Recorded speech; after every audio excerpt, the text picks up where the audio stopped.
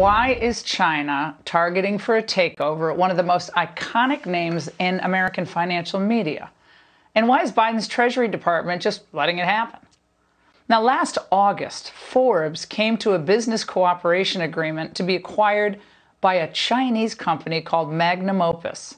In February 2021, Magnum Opus was formed, and on March 25th, it received its initial seed money from the China Investment Corporation. That's an official financial arm of the Chinese government.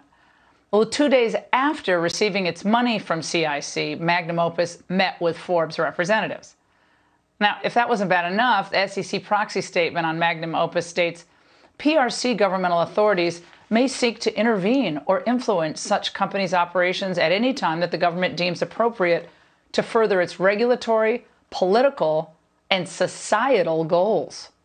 Here now is Congressman who blew the whistle on all this, Florida Rep. Michael Waltz. Congressman, I'd like to say this is shocking to me, but given how much land China is allowed to buy in the United States, food companies they've bought in the United States, why isn't anyone in the Biden administration even slightly expressing concern over any of this?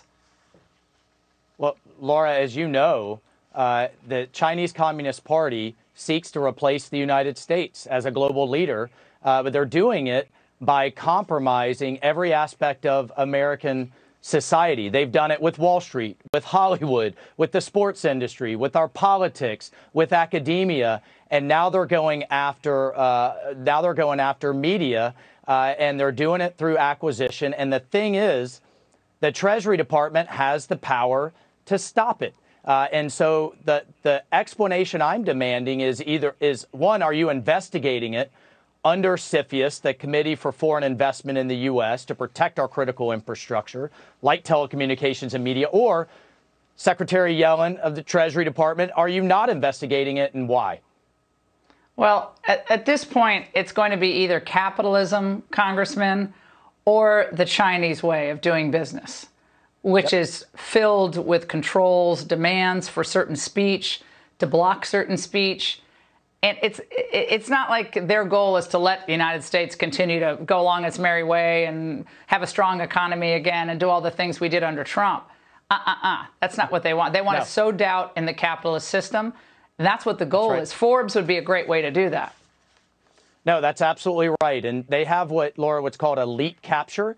We've seen that in spades with Hunter Biden, the son of the vice president, where they seek to compromise and then influence and use influencers or people in powerful positions. But the other piece of it is they seek to control platforms that reach the American people. And Forbes reaches millions and is seen as an icon of capitalism. And so then they will have a platform, and they actually say it in their SEC documents, that will soft pedal their human rights abuses, soft pedal their military buildup, soft pedal the fact that they're buying up things like both sides of the Panama Canal and entire electric grids in countries through their debt diplomacy, and then trash the United States. As in President Xi's own words, he seeks, again, to replace the American dream with the China dream and supplant the United States. And they're going to do it through propaganda, and they're going to do it through using our greed against us. And Laura, I am sick and tired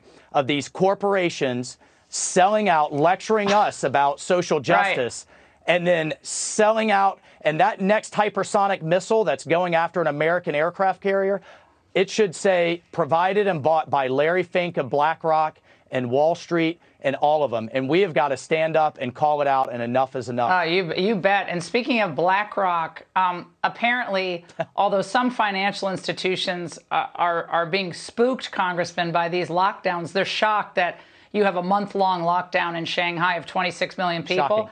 Shocking to them. But Reuters is reporting that, nevertheless, Goldman Sachs is looking to add close to 10 jobs in Shanghai. They're building out their operation. BlackRock's adding around 20 to its headcount already there.